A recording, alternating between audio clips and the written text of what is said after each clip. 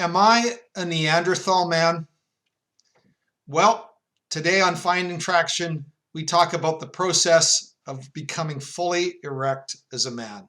Guys ready?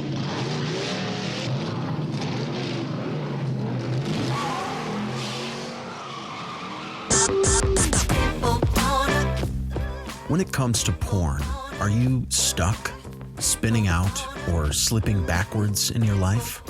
If so, then welcome to the Finding Traction podcast, a show dedicated to those who are looking to gain recovery momentum away from porn and toward the life and relationships they have always hoped for. Now, here's your host, Vern Tomke.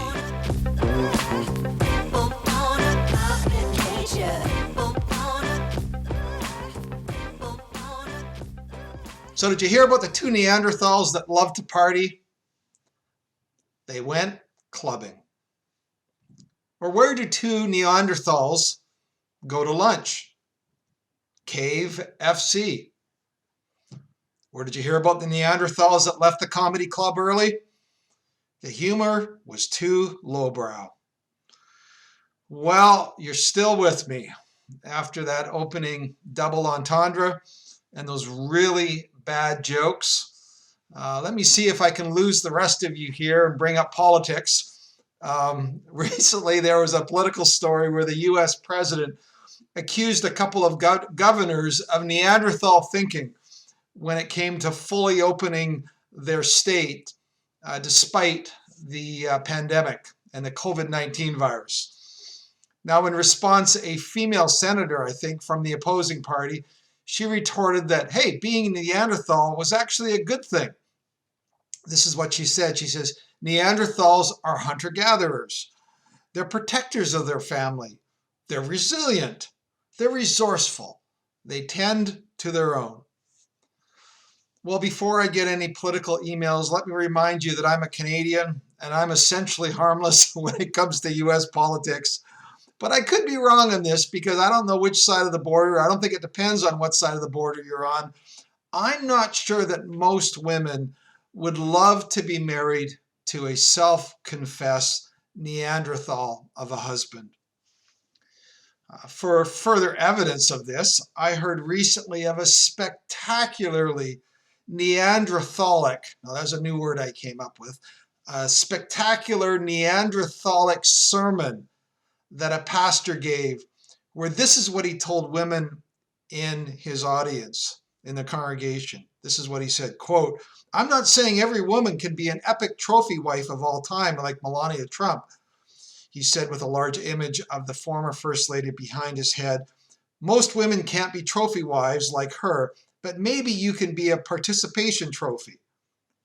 He went on, why is it so many times that women, after they get married, let themselves go? God made men to be drawn to beautiful women. We're made this way. We can't help ourselves. You need to put down your cupcakes, women, and pick up your makeup. Wow. Now that deserves the Unibrow Award of the Month. Apparently that pastor has now resigned and entered into counseling. I think he probably should consider witness protection as well. You know, all this talk of Neanderthal lifestyles or what it means to be a Neanderthal, it got me thinking, am I a Neanderthal? In what ways would I still be considered to be one? More specifically, I want to talk about a term that I just made up called being an emotional Neanderthal or an ET. And what do I mean by that? Because I'm not advocating being some sort of extreme, touchy-feely sort of man. Reminds me of a female stand-up comedian I heard, and she was talking about how she essentially wanted her boyfriend to be more like her girlfriends. That was until, of course, her boyfriend remarked to her how much she had hurt his feelings, and she went, "Hey, that's not really what I was looking for." So, you know, we're wanting to move past these kind of superficial caricatures of what men and women are like. But I am not sure that I want to be considered an emotional Neanderthal.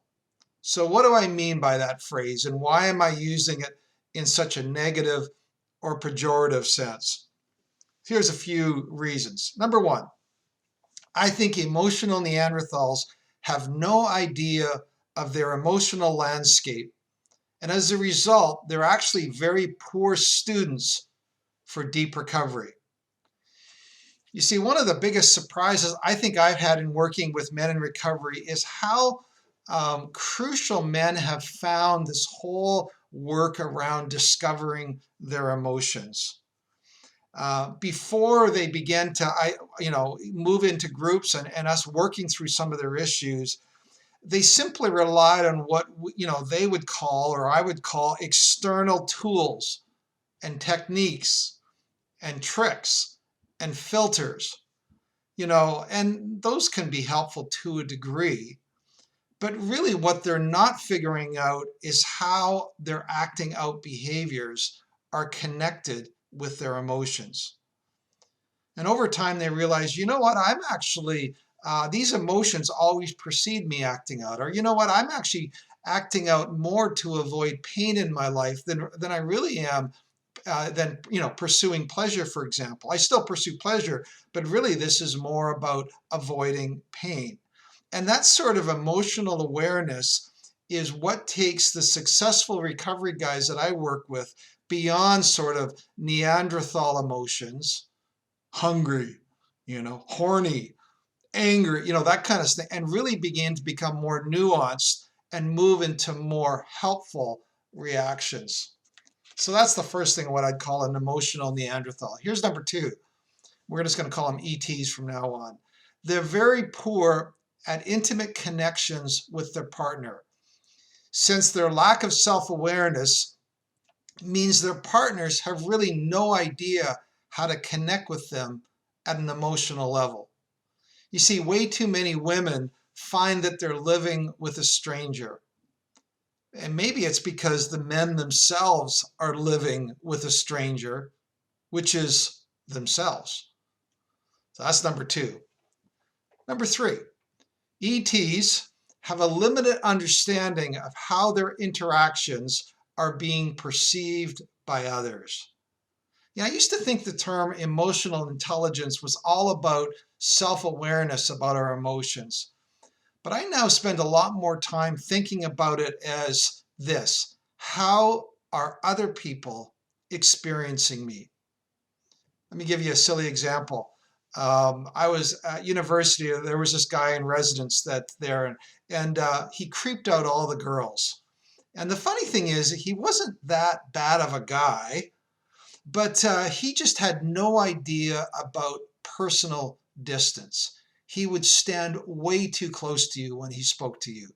The guys just kind of kept backing up, but the girls found it super creepy and thought he was always hitting on them.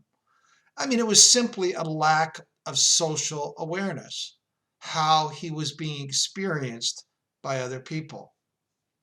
In the same way, I think true emotional intelligence is where we have a really clear idea about how other people are experiencing our friendship, our interactions, and our relationships with them. If there ever was a skill that guys moving into relationships need to learn, is, because we become so centered around computers, it's how to actually socially interact and moving past swipe left and swipe right.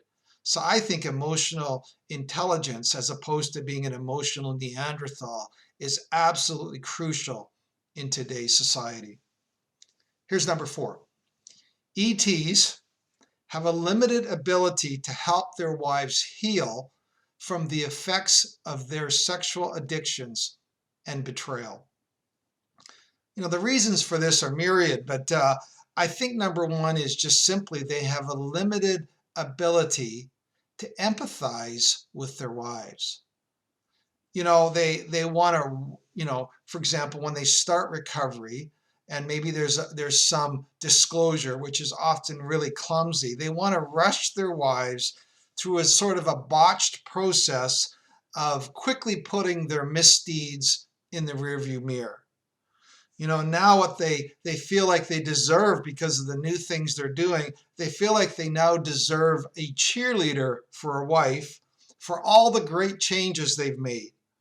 And they're confused when they come home and they don't find this one woman marching band wearing some skimpy outfit waiting for them or something like that. And their wives are saying, you have no idea how you've hurt me. You have no idea how I'm feeling. And you have no idea how to help me. Number 5 is this. ETs confuse recovery, their recovery, with their relationship. You know, the guys are thinking, hey, I'm doing much better. I'm hitting it out of the park in my recovery. I've made all these great changes. Why has my relationship not turned around? Why is my marriage, why is my wife not happy with me? Why is she even resentful?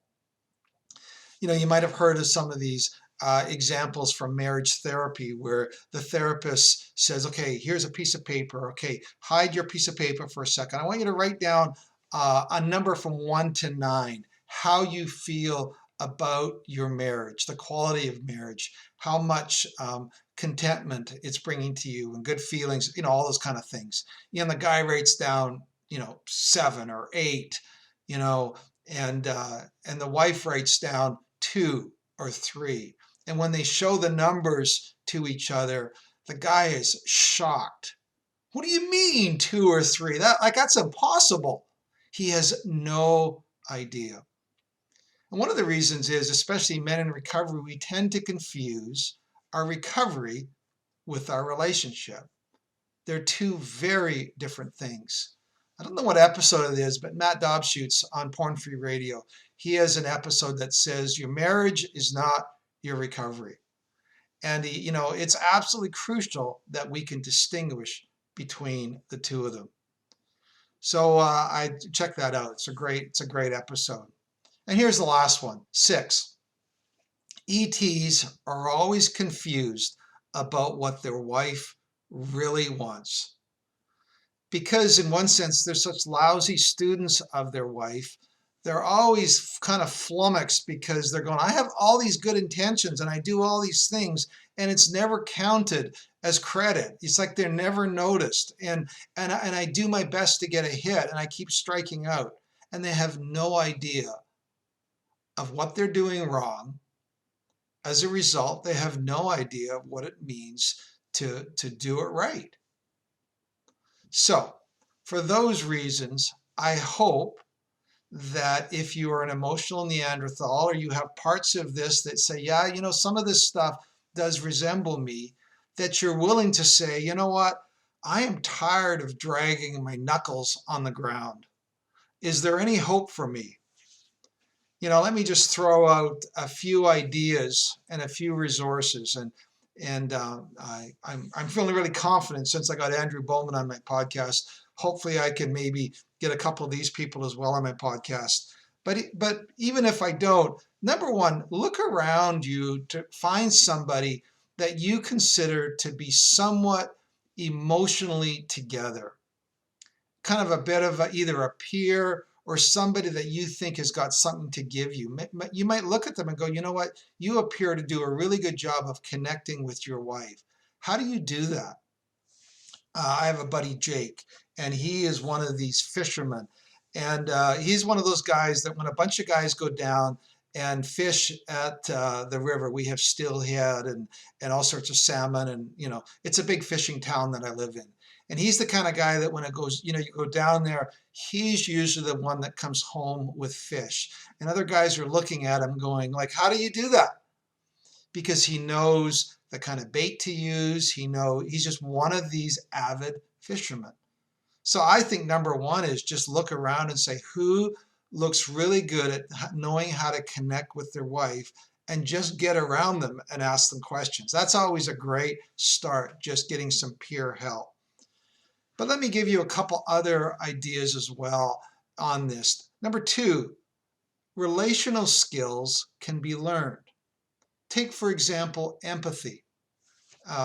Jason Martinkus has a masterclass on empathy.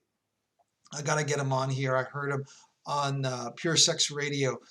Some great stuff. And you can learn skills around empathy. Great start. Here's a third one. Some scenarios may be beyond your ability to fix on your own, just because the types of betrayal that you've caused, or the types of problems, or the emotional response you're getting, you don't have the full array of emotional tools to help your wife through her process. I heard another great podcast, and it's with Coach. Well, the book is called Helping Her Heal. And I think it's Coach Carroll, I could be wrong. And there's actually a workbook to help men develop really good questions in a process to become less, essentially, of an emotional Neanderthal. You know, what does helping her heal? What does that look like? What does that feel like? What does that sound like? How does that work? Most of us need a paint by numbers approach. My wife's an artist. She's amazing. You know, she draws stuff. That's crazy. I can't draw anything. You know, I'm kind of one of those guys that need a paint by number. Just give me some numbers, some lines, you know, the thing you did in school. And that's about as far as I can get. And you might need something like that. So we'll probably have to get her on as well. So we'll see what we can do. And here's the last one. You know, if you think that you're really hot stuff when it comes to emotional intelligence, and you're definitely not a Neanderthal, and everyone experiences you really well, and you're such a great guy, that might all be true. But let me encourage you to take the step of asking some people who really know you, how do you experience me? You know, in our friendship, in our relationship. And if you really want the master class, ask your wife, how do you experience me? What is it like to be like in a relationship with me? Now, again, that's when you really are going to figure out the truth and what you just, you know, how you just BSing yourself. So, men, here is to walking fully erect, shoulders back, knuckles off the ground. So till next time, we'll see you later.